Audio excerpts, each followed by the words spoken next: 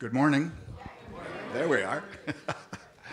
Welcome to those that are here in person and also to all of you that are online with us. My name is Bruce Baird, and I serve on the board of directors here at UoT of Tustin. And I want to remind everybody to please silence your cell phones. You can talk, but your cell phones can't, okay? So, today, our own Craig Stevens Phillips is with us, and he is going to be talking about living with peace in times of anxiety.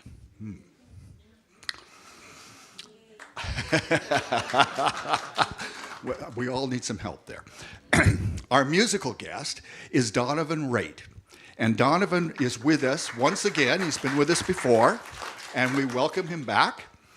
And all of his songs today are original compositions. So next Saturday and Sunday, we will have a 2-day event with Swami Brahmananda, also known as David Now.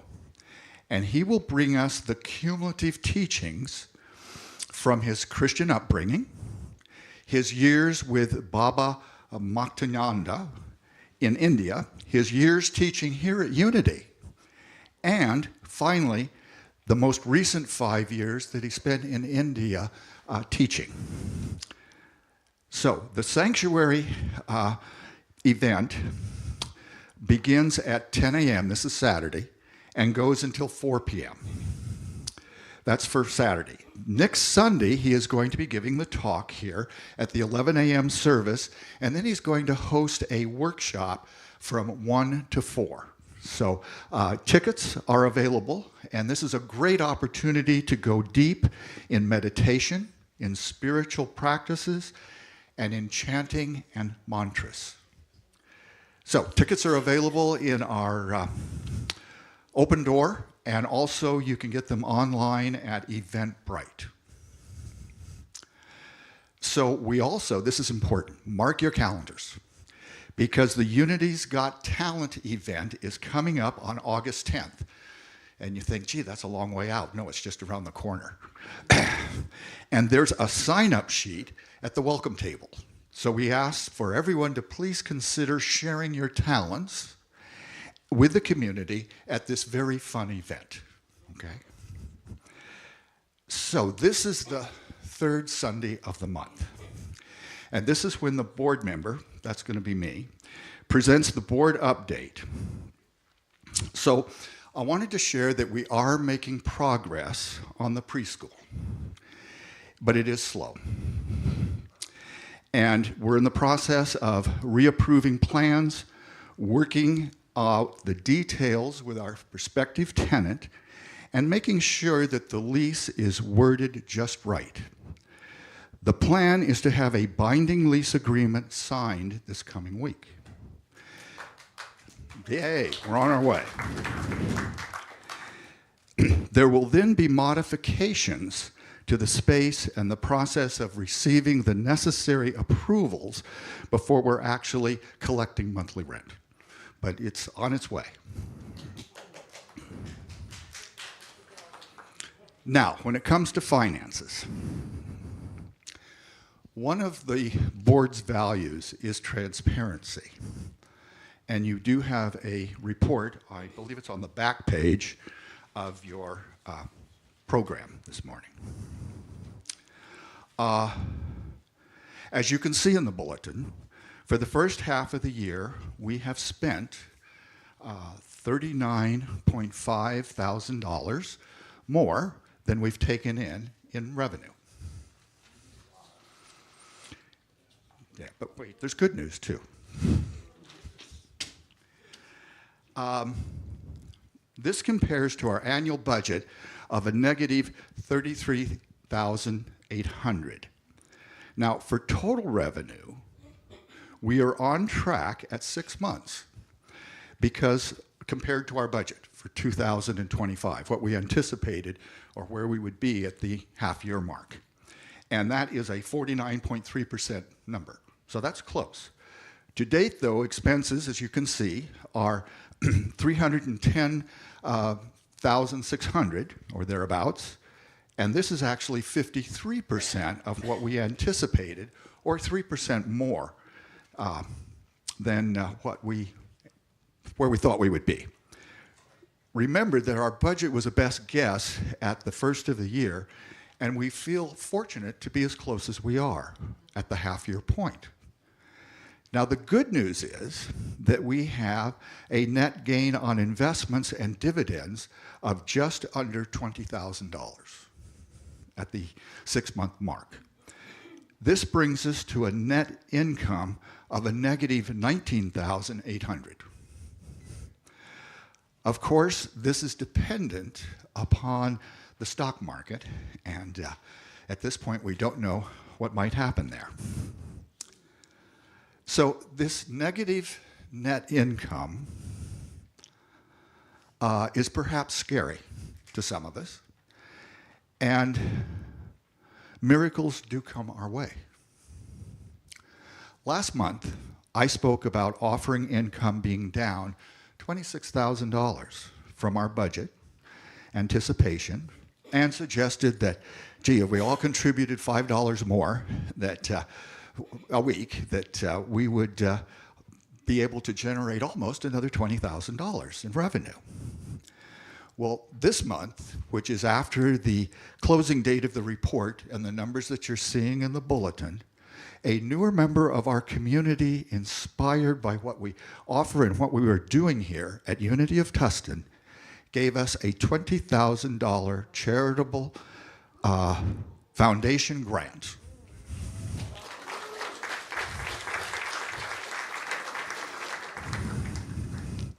After hearing about our shortfall last month. So myself as treasurer and the entire board and staff are very grateful for the blessing of this generous contribution at this time of the year. I also want to remind you that our income is very cyclical. And of course, summer months are our lightest months for contributions, with so many of us on vacation. If you haven't already, please consider online contributions or setting up auto pay for your contribution. That will be very, very helpful. We, the board, are visioning and keeping close attention on our finances. We thank each and every one of you for your part in supporting and creating this very special spiritual community. So now let us stand for our congregational song.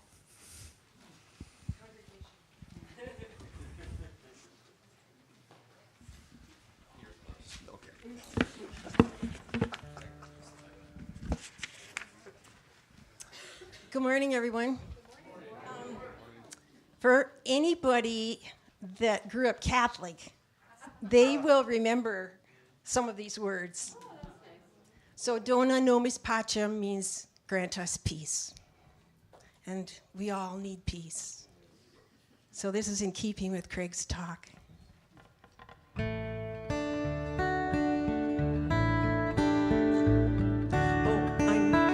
First verse I will sing. Second time we'll sing together. Third time I have a different phrase. And the fourth time we will repeat what we sang together.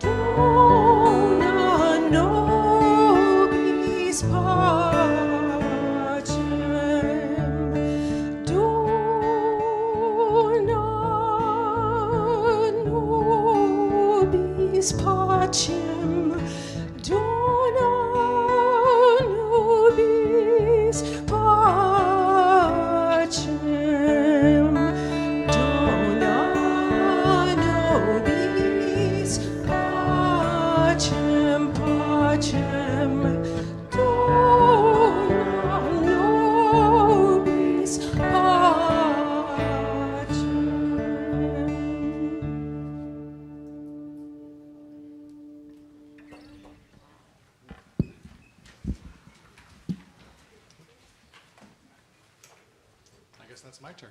So, good morning, and thank you for. Oh, sorry, I have the wrong order.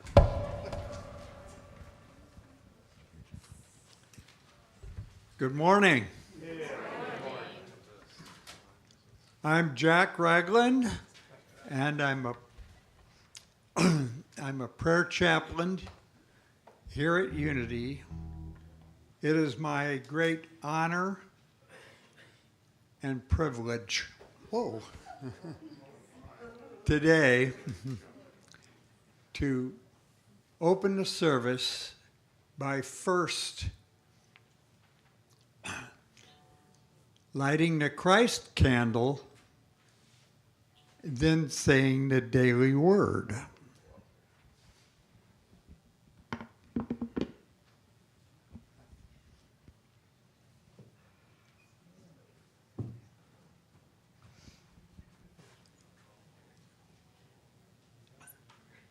We light the Christ candle as a symbol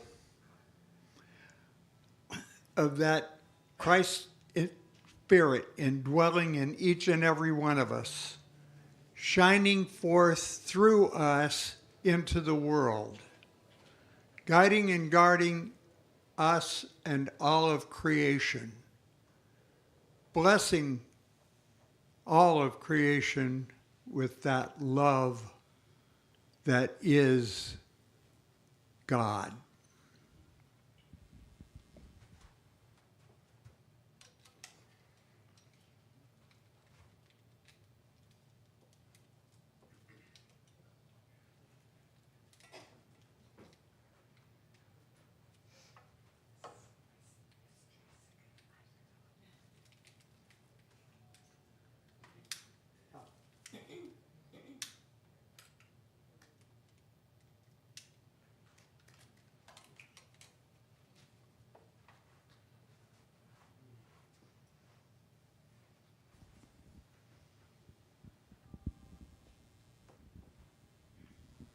The word for today is surrender.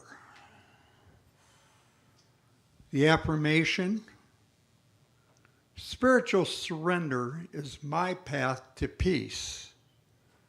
It's natural to have ideas and preferences about how things should do and work towards the results I want. But I can exhaust myself if I attempt to exert control over my life circumstances. In fact, the more I try, the less control I feel I have. Releasing the illusion of control, I practice spiritual surrender. So much more than giving up, surrendering my efforts and my hopes to the divine within me is an act of empowerment. It means living my faith that God is in and through all things. It means trusting that there are outcomes better than the ones I have imagined. I surrender to God's peace and perfection within me. I give up trying to control outcomes and relax, welcoming serendipity and ease. Surrender is the way. The biblical reference comes from the book of Proverbs, chapter 23, verse 26. My child, give me your heart and let your eyes observe my ways. I will now repeat the affirmation 2 times. On the second time, I enjoy each and every one of you to join me in this glorious affirmation. Surrender is my path to peace. Spiritual surrender is my path to peace.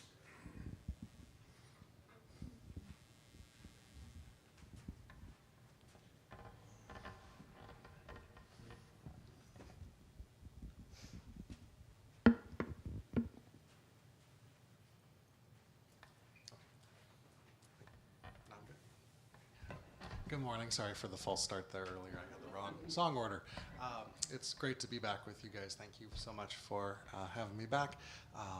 It's always a joy to play for you. I'm going to play a piece, an original piece, as I said. This is called Open Air, so I hope you enjoy it.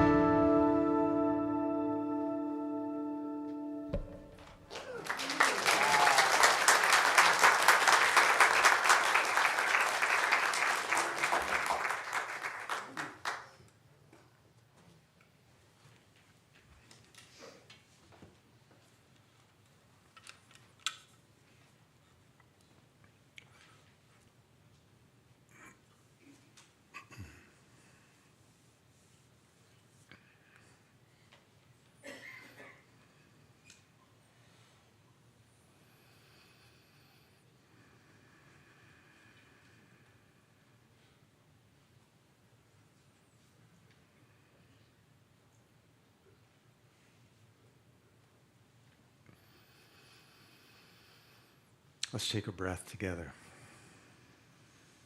Feel it. Yes, as you breathe out, let go. And breathing in as you come to pray, just as you breathe into the body, if you haven't closed your eyes, close your eyes, and as you breathe in, feel the I am presence that you are. You might repeat those words a few times. We'll be using that a little bit in meditation. But you can start now. As you breathe in, just repeating to yourself, I am. I am. Feel it. Not as a thought, but as existence itself, as the divine. I am that I am. You are that.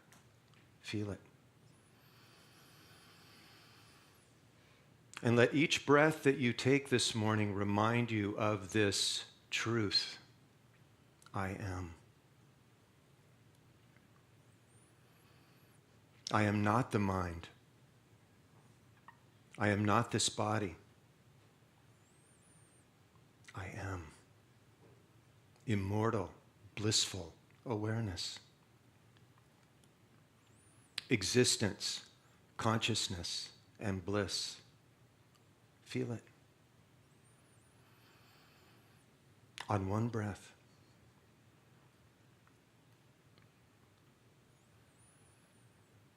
And feel what a beautiful prayer this is to the divine this morning.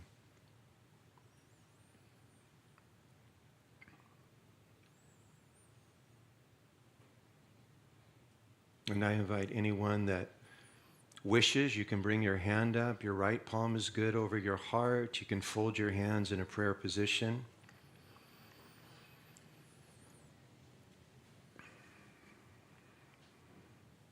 And in the space, the big space of the I am within you, bring your prayer this morning. Bring your own prayer in the language of your own heart to the divine within you.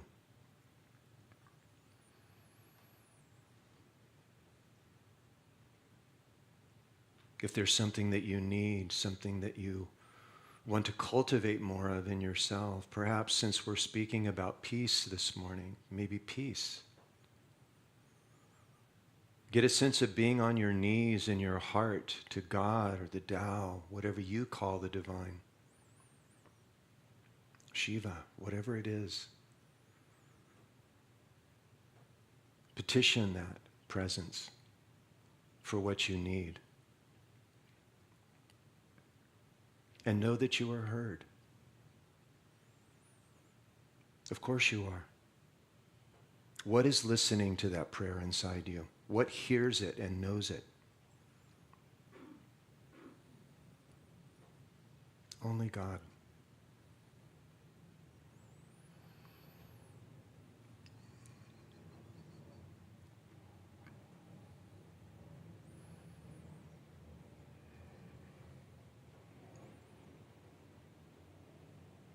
And now, as Yeshua told us, feel that your prayer is already answered. Feel it. Know it. Already here.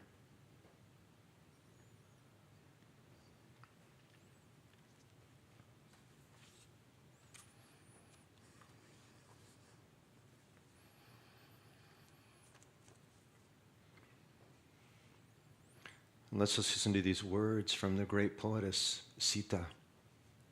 The prayer of stillness in the I am. You might feel that you're writing this poem this morning based on your experience. Beloved presence, still as the stars, deep as the ocean beneath the storm, we come before you, not to escape the world, but to remember who we are within it. Let the winds of fear howl, we will not be moved. For you have planted peace in our hearts, and in your stillness we are found. Quiet our minds, that we may hear what silence is saying. Soften our hearts, that we may become the space where love can rest. We surrender the need to fix, to control, to force, to fight. And instead, we choose to be the calm we wish to see in this trembling world. May the storms outside not shake the truth inside, that you are with us, within us, in the boat, in the breath, in the hush, beyond all thought. Let us be still and know that I am is here.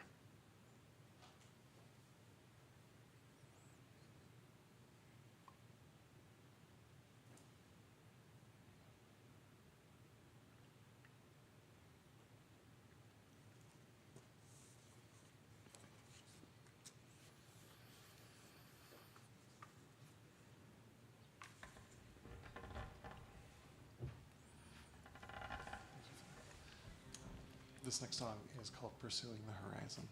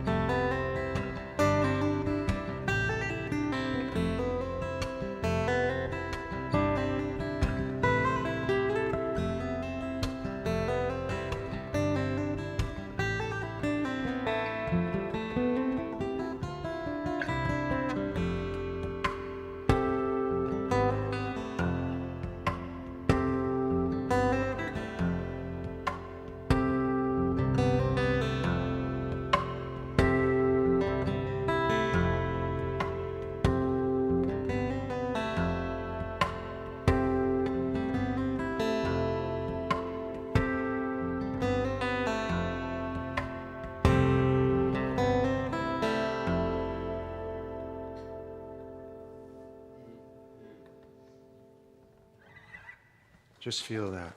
Just feel that. Divine playing.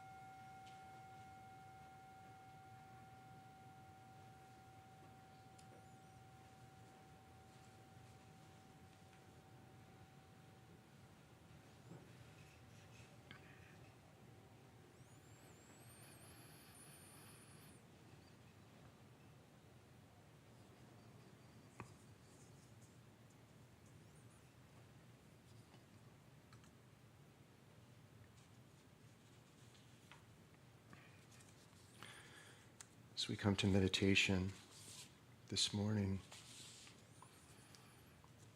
some of you may notice meditation is already happening.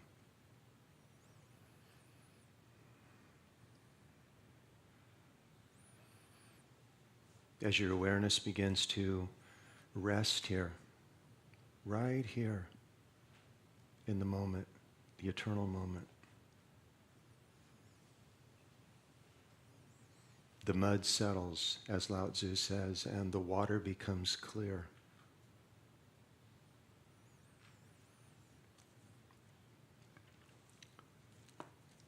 Let's listen to these beautiful words from spiritual teacher Gangaji about meditation. Meditation is an invitation to shift your allegiance from the activities of your mind to the eternal presence of your being. Meditating is not a matter of saying, oh, now I'm going to meditate.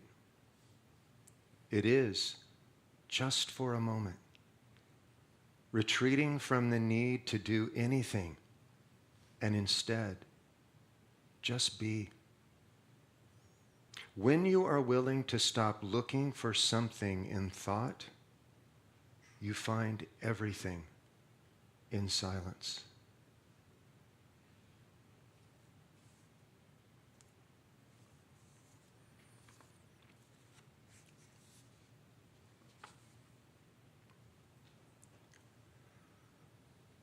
Let's bring our awareness to our listening for a moment. Let's shift our awareness from our allegiance with the mind, with our constant thinking, the constant running commentary that we have in the mind. And let's let there be a little shift this morning to simply listening to the space here, the silence.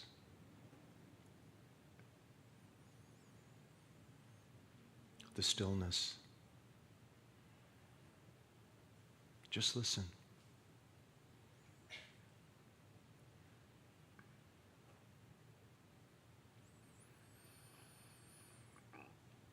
As you listen, you might lift your interior gaze gently. Get a sense that your awareness has taken up residence right in the middle of your head in a meditation cave there, though you don't need to visualize anything.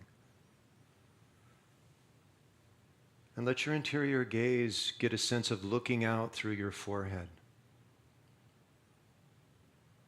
to a big sky of silence, of peace.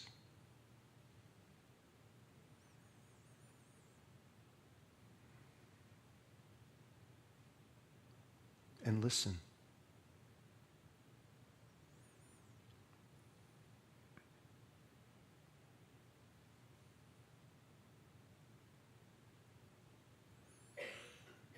Listen as if with every cell in your body to the stillness.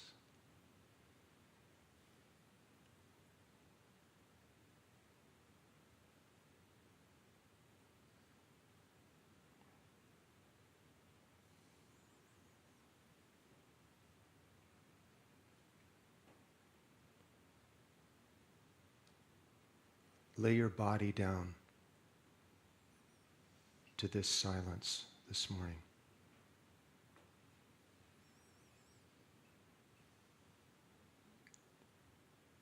Lay your mind down at the feet of this silence. Your worries,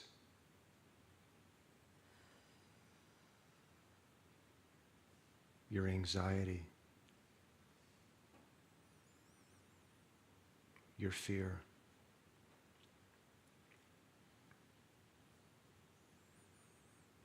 your problems.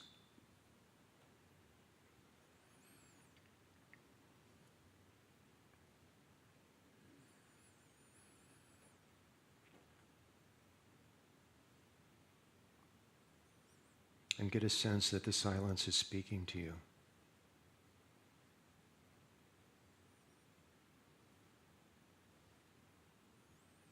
Not in words, but in the knowing, the feeling, I am. I am. I am.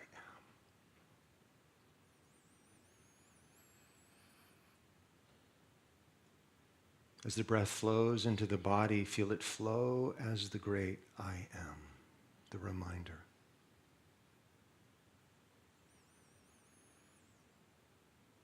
As it flows out, a letting go even more deeply into the I am.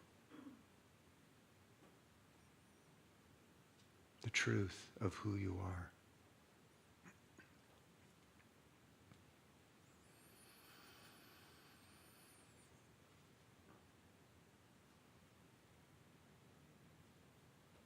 And when you notice, which may happen, that your awareness somehow gets involved with the mind again,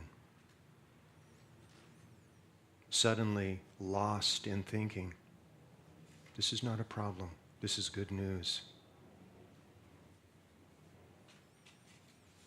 In that moment, you have woken up, that you have gone away from this presence that you are, from the now. And you gently come back.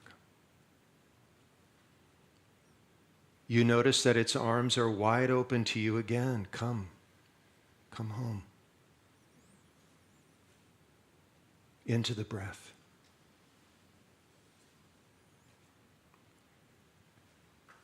Into the now.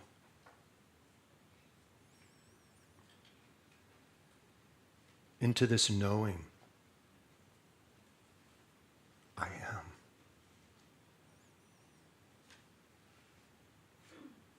I am.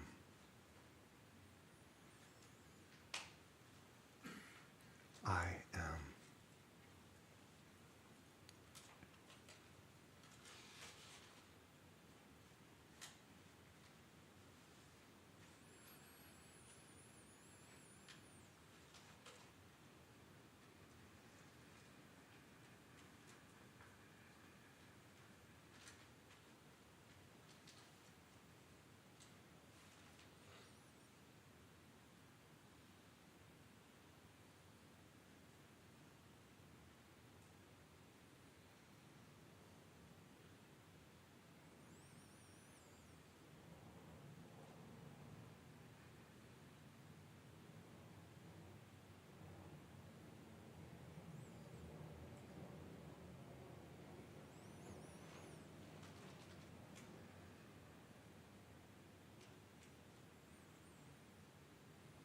Feel that.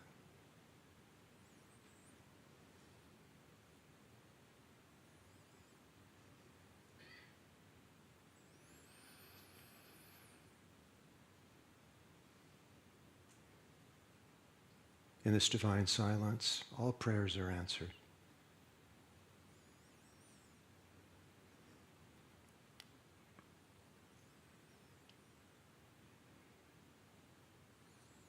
All Dharma talks are given.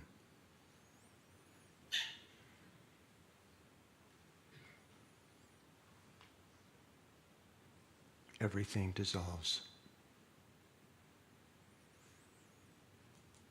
including every problem that you thought you had.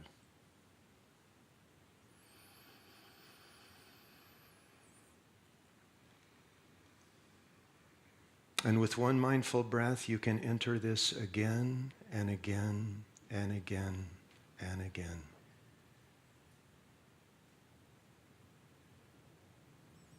It welcomes us back on our remembrance.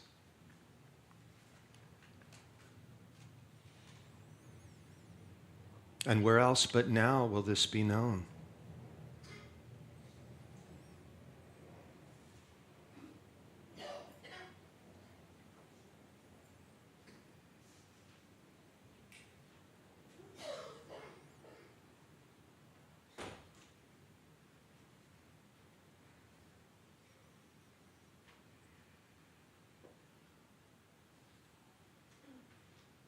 All words fall away.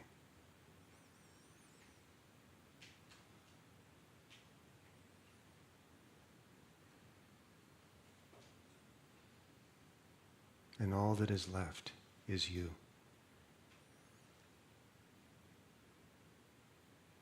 God.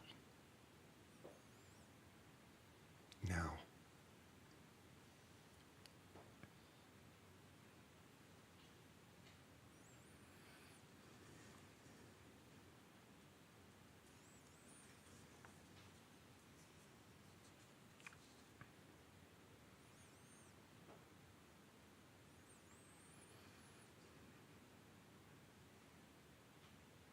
Wonderful spiritual teacher, a young man named Jeff Foster, said, "This moment is enough. And if it is not, no moment ever will be."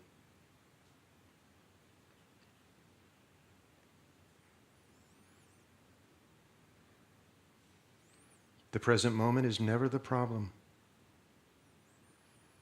The problem is always the story the mind is telling about it.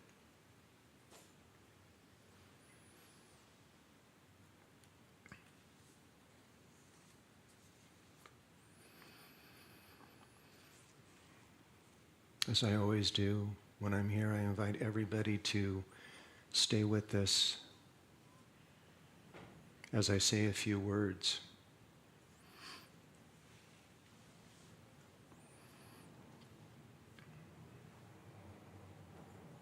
My words don't mean anything compared to this resting in the truth. And for many of you, I know this has been true for me, we are filled with so much anxiety about the world now, what is unfolding in our individual lives and the collective. The inner light is longing to come home and rest, isn't it? When we get this opportunity, we just feel like, oh, thank you, God.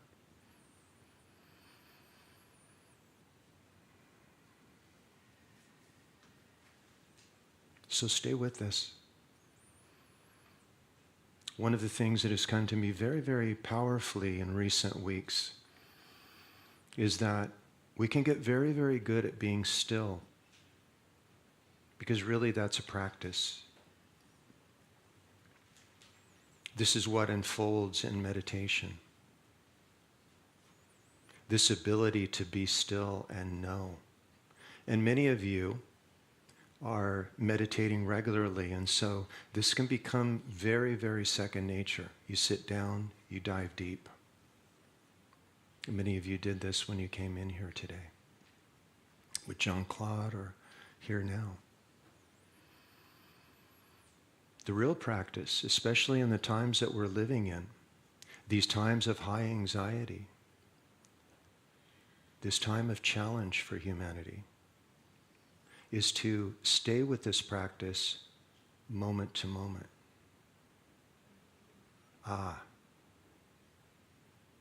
Now we're talking.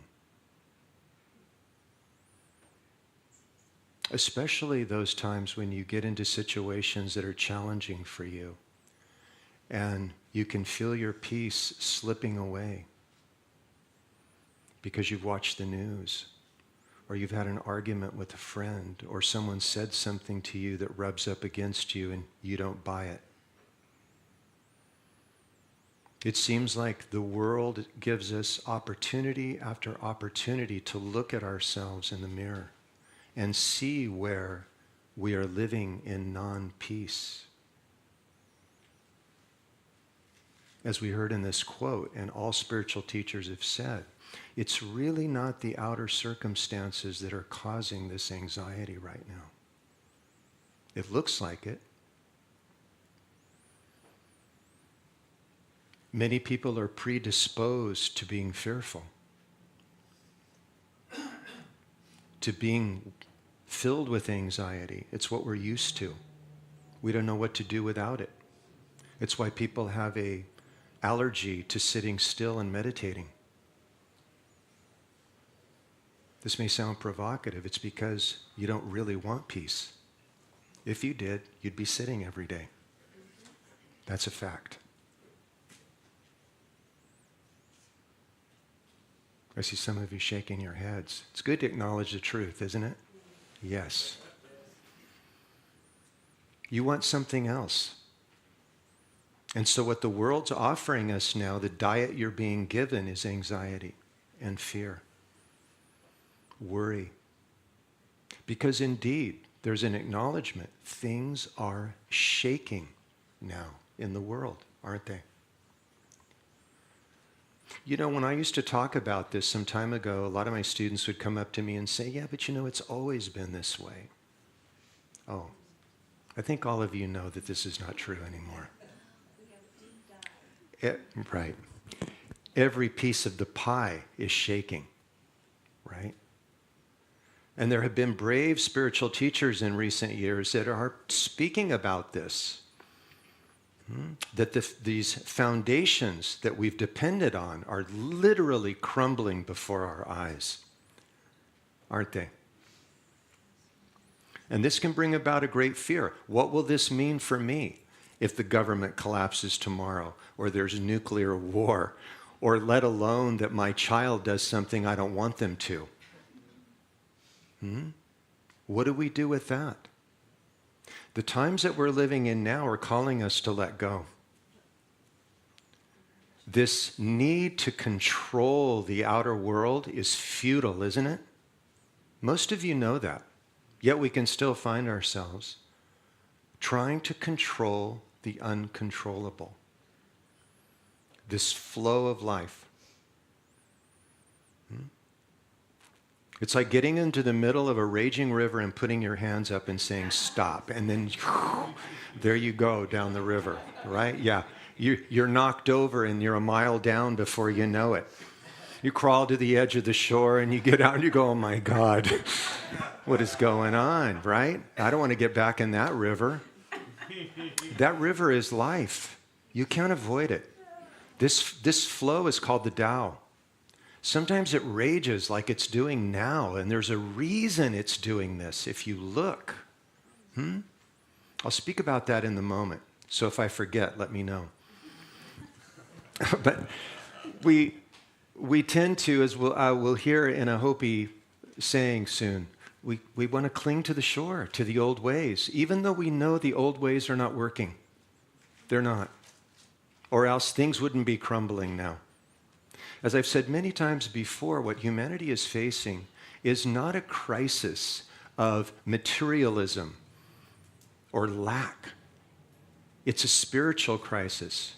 We have become so cut off from this river, trying to dam it, trying to control it, trying to say we know what's best. The river, the Tao, is simply calling us to come back in and go the way that it's going. One of the things that creates anxiety is this need to control. You all know that. And most of you know by now, unless you're really young. And if you are really young, I got some good news for you today. Let go of that. Life's going to do what it does, despite your best efforts. And here's why. Because this intelligence knows exactly what each of you need. Can you breathe that in? When you woke up this morning, do you think you did that? No, I just noticed my eyes come open. Another day. Now, if you don't like your life, it's like, oh my God, another day.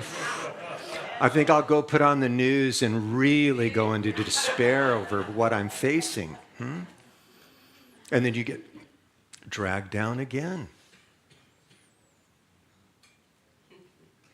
So the river is calling us in now.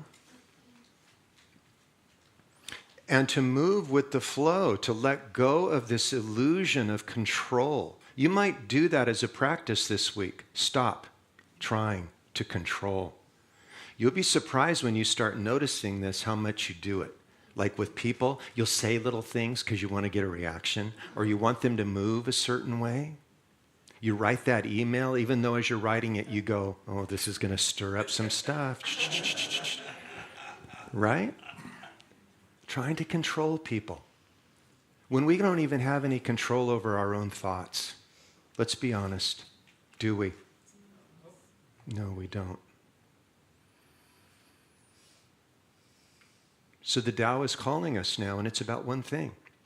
And I could use many words to describe this letting go of the anxiety that we're feeling now.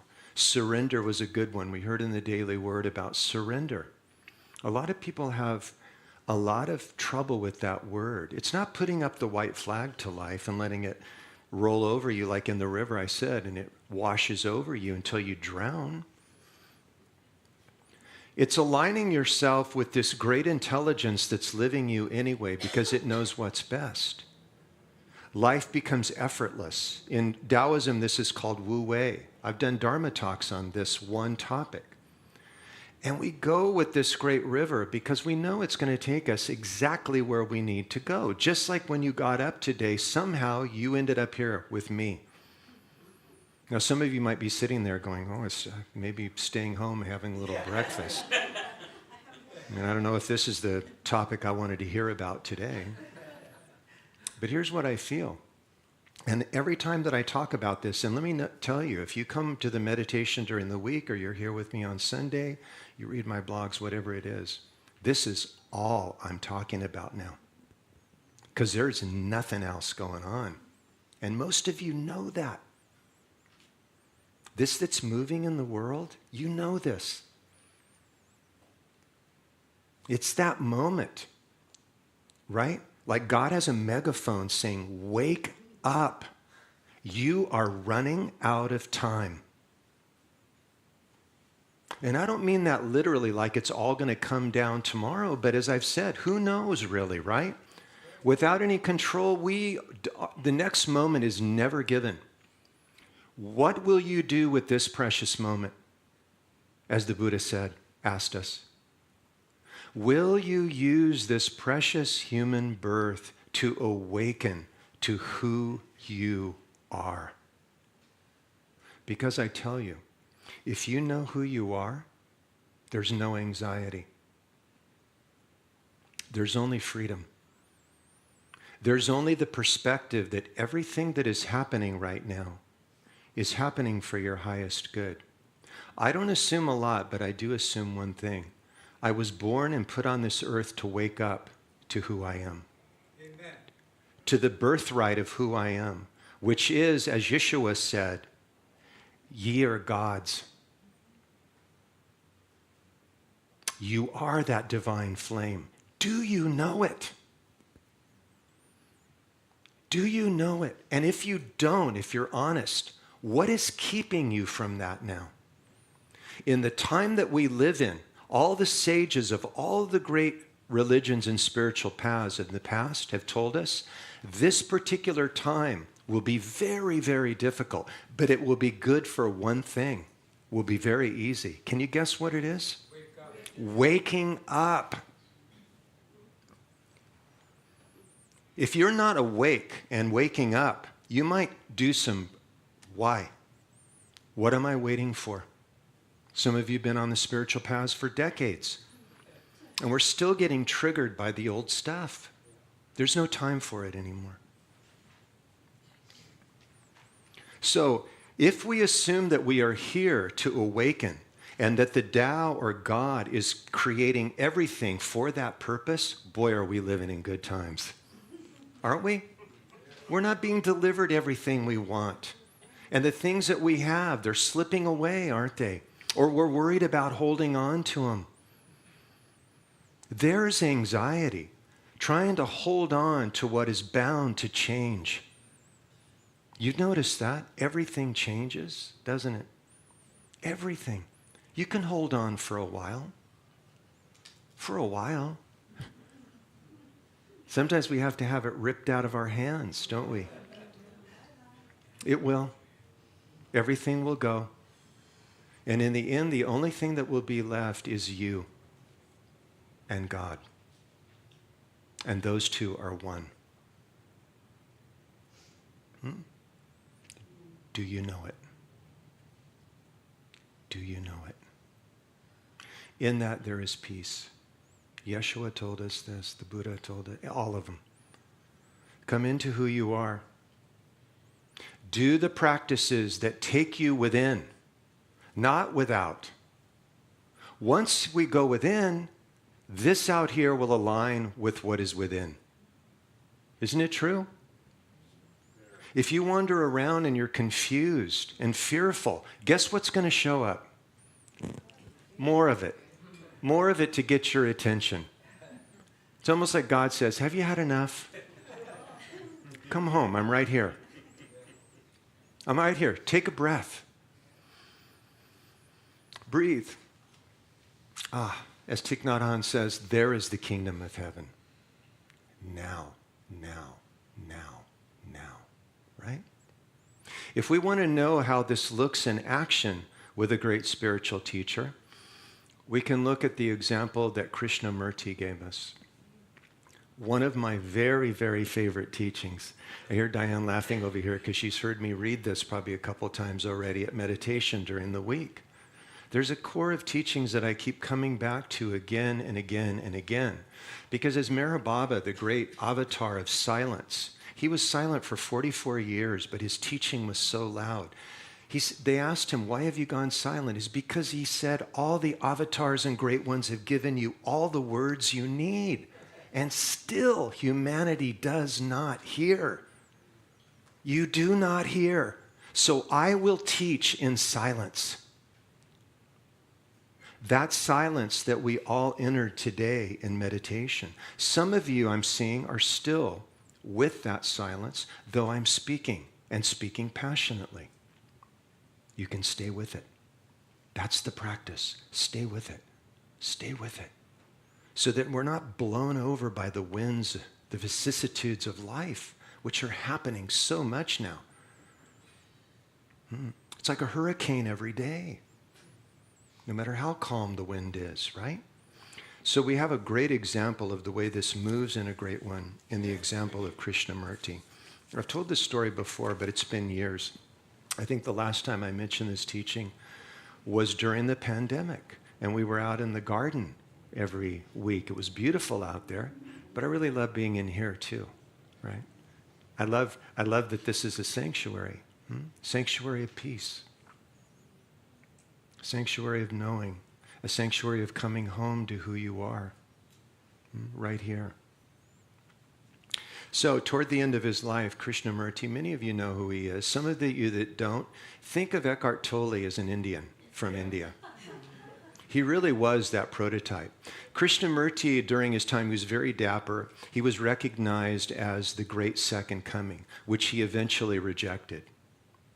And he was schooled in India or in England, but he came from India and he became a world-renowned spiritual teacher. Krishnamurti did not teach meditation, I think, to his downfall. What he tried to do was convey the truth intellectually, and people did not get it.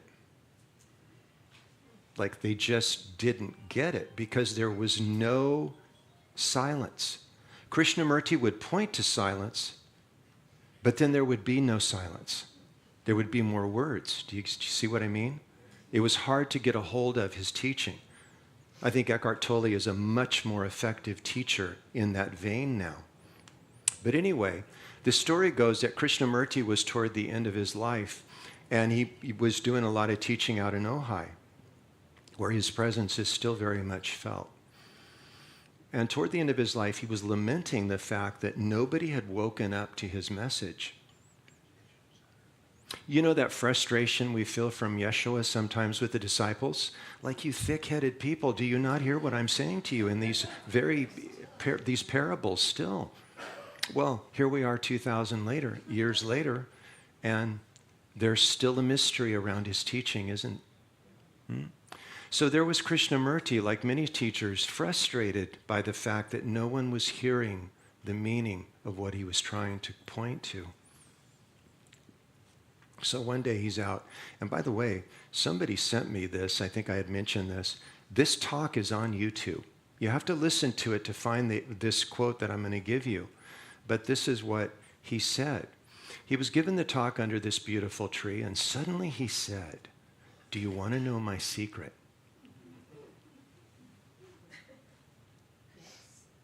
What do you say? Yes. Oh, gosh, are you kidding? We've been like Yeshua is saying, okay, I'm going to give you the secret now to the kingdom. Are you ready? Here it is. It's coming. It's coming in words. Get ready. And here's what he said. I'll tell you my secret. I don't mind what happens.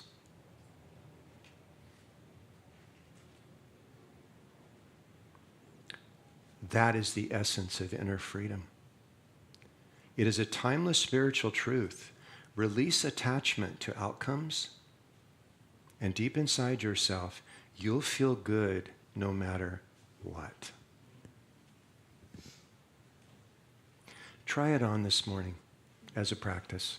Take a breath and just pretend, I don't mind what happens. You woke up this morning, your eyes came open, and your first feeling, it wasn't even a thought, was, let's put it in Yeshua's words, thy will be done. Thy will be done on earth as it is in heaven. I don't mind. Your will, Lord. 3 short lines, and he gives the essence of Zen, the essence of what our masters are pointing us to, this state of freedom that we long for. Letting go of the demand that life meet your expectations. Letting go of thinking that you can control the flow, and if you just get what you want, you'll be happy. Krishnamurti had given all that up. And by the way, I'm clear, this wasn't something he thought about. He embodied this now, this teaching at this point in his life. He had surrendered so completely to the divine will. Everything that showed up was a gift from the divine, was completely acceptable to him. Can you imagine living this way? And by the way, it doesn't mean if you're in the middle of the road and a car's coming at you, you don't step out of the way. You still act with wisdom. Can you breathe in this teaching? I don't mind what happens. That's the end of anxiety right there. Why don't you? Because you have such complete trust in the divine will, in the flow of the Tao. You have given up your story that you know what's best. I know what to do. God, thank you very much. I got it from here. Until we don't, and then we're on our knees crying to God. Well, in second thought, please come and help me sort this out. I can tell you that this way of living is the way that Yeshua moved in the world, the Buddha. They had given up they had come so completely absorbed in the divine will, there was no anxiety about a future because there was no future. There was only this one instant that they were living in, and they were here and embodying it completely. Take a breath. I don't mind what happens. Because here's the deal. If you mind deeply enough, you will suffer every single day of your life. Mightily. But many of you can feel as you breathe into that letting go into this flow, there's freedom. And then you act appropriately. You move in the world in a way that can serve others, that can give others this light. You can't give others peace, but you can embody a calm and a peace that others can take refuge in.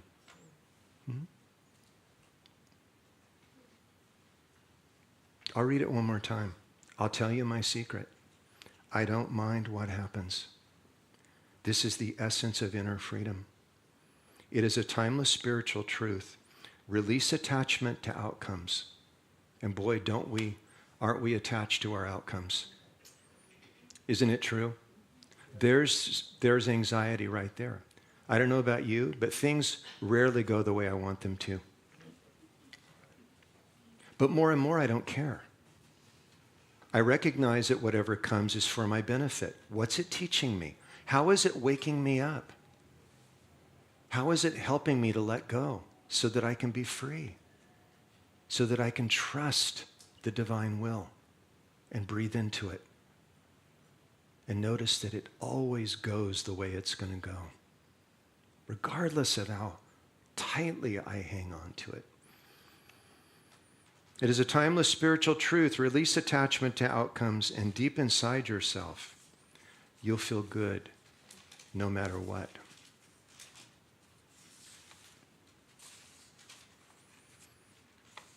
This time of anxiety that we're living through is calling all of us to examine the way that we move through life now.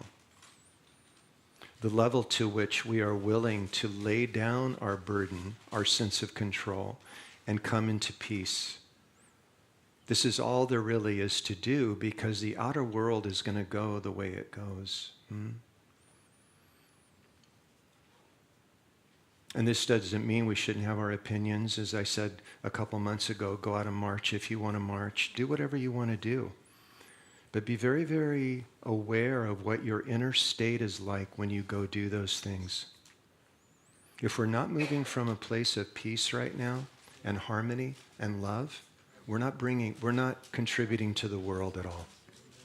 All we're doing is laying our stuff on this fire, which is getting higher, which is burning down these structures that are shaking now beneath our feet. But we all want refuge. You all know where the refuge is, because every teacher pointed you there. Where is it? Within. You all know it. How many of us live it? In times of anxiety, in times of fear, in times where we don't trust the divine. This is the time to sit still, close your eyes, come home, and rest again, and then carry on refreshed. And as I said at the beginning of the talk, don't let this just be a 10-minute exercise you do in the morning. Let this be something that is your practice continually. Every hour, every half hour, whenever you feel disconnected. It can happen very quickly now. Pause, take a breath, come home. You might say those words. Let's do it now as you close your eyes. Take a breath into the body and repeat to yourself, I am. Feel it. Not as an intellectual exercise, as a knowing. I am one. I am the divine. I am.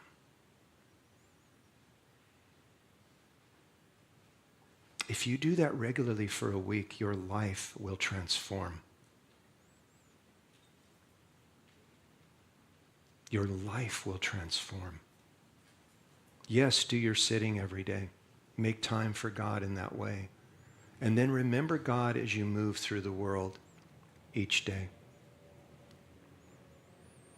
The antidote to anxiety is to remember God continually on every breath. It's right here. It's with us now. And to let go. To let go. And we can let go on every breath we take. On the out breath, we let go of whatever is troubling us.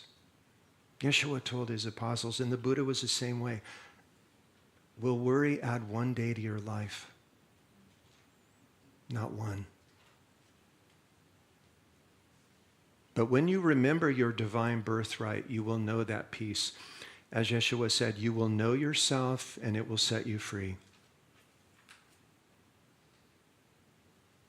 And those that do not know will live in poverty and will be that poverty. So let's stay here for a few moments just breathing together. And as you breathe in, you might even drop the words I am and just feel that the breath itself is this presence, this knowing, I am. I am. I am.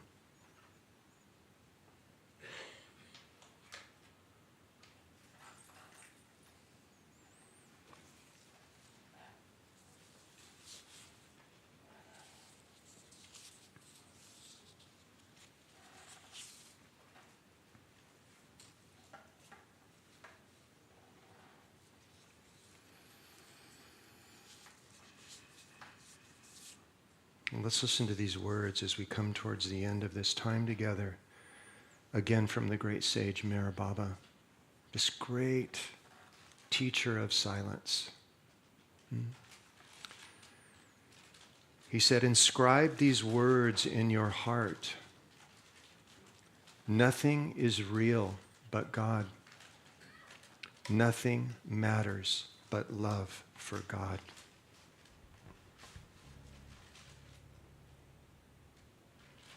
And live it. Live it now as if your life depended on it.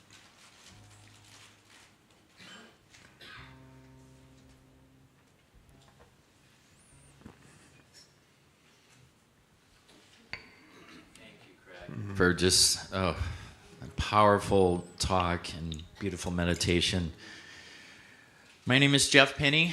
I'm your Sunday service assistant for today, and we'd like to welcome our new guests in person and online. We're so grateful that you've joined us today. Here at Unity, we believe in one God, one heart, many paths, and our mission is to transform lives and inspire people to make a positive difference in our world. We're a fully inclusive community of all walks of life, and we'd like you to know that whatever your background, wherever you are on your spiritual path, we're glad you're here to continue your journey with us. Our ushers are coming forward with flowers and welcome cards for those who are here for the first or second time. So if you're comfortable doing so, we invite you to raise your hand so we can recognize you and present you with these gifts. Welcome. Welcome, welcome. Thank you. Thank you for joining us today. We invite everyone to join us after the service for food and fellowship around the hospitality table, and make sure to stop by our open door bookshop, reading room, and welcome center.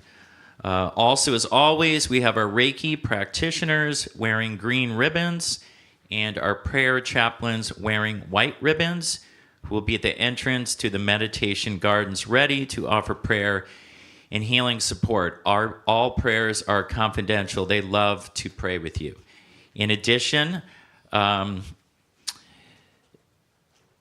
the gardens table entrance, you may leave your requests in the prayer box, and they will be lovingly held in prayer by our silent prayer team ministry. There's always so much happening on our campus of consciousness, so please make sure to check your email each Friday and our weekly e-newsletter, and visit the welcome table for information about the many upcoming and ongoing classes, events, and opportunities to serve as part of our beloved Unity of Tustin community. Now is the time for our love offering as we share our financial gifts in support of our ministry. The various electronic ways to give are here on the screen.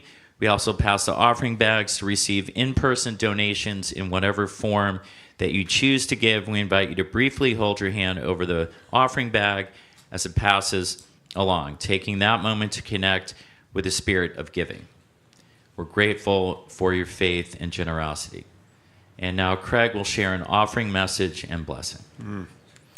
So as we look around at our beautiful community here, the Sangha, we have these beautiful people to gather with on Sundays, meditate with during the week if you come, or do all these beautiful classes with, right? This all supports your spiritual awakening that I've been speaking about. We're so fortunate to have this support. This support happens by what you're getting ready to do right now. What you give continues the work. It is that simple. No giving, no work. So remember that when you give, that you're giving not only for yourself, but the people next to you, so that this can continue. Because there's never been a time now where this work is as needed as it is now. If for anything, so that we can come here and have good food afterwards, right? Or have a friend to hug and say, my God, it's so good to see you. Isn't it crazy? But let's hug each other, whatever, right? Give in that vein and know that it benefits not only you, but everybody that benefits from this beautiful community. Okay. Let's say the love offering blessing. Divine love, as we blesses and multiplies all that we are, all that we have, all that we give, and all that we receive.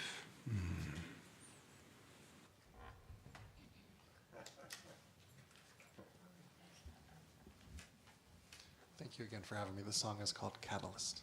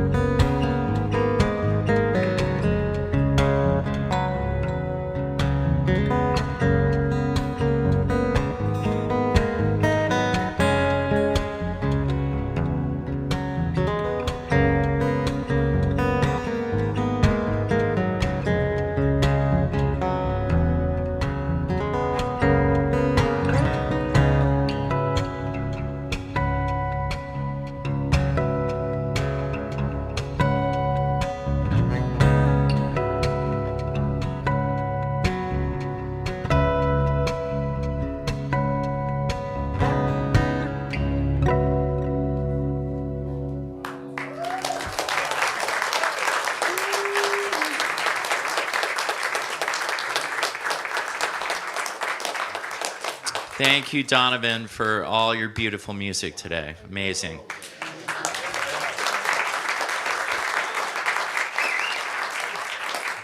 Thank you, Craig, for waking us up today. And thanks to all of you, everyone here and online, for just a beautiful service. So as we close, please stand as we affirm our prayer for protection. So together, the light of God surrounds us, the love of God enfolds us, the power of God protects us, the presence of God watches over us. Wherever we are, God is, and all is well. Now go forth and find your peace and radiate that peace to everyone. Namaste.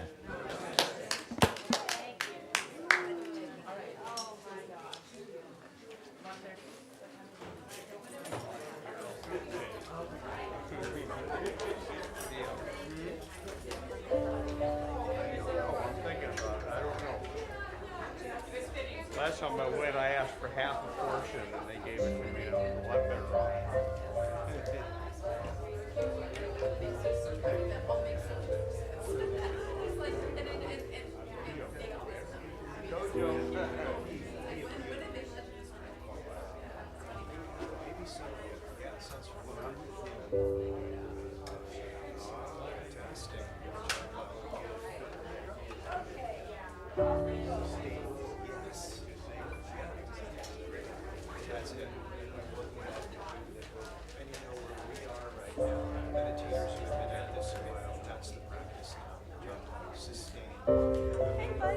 buddy.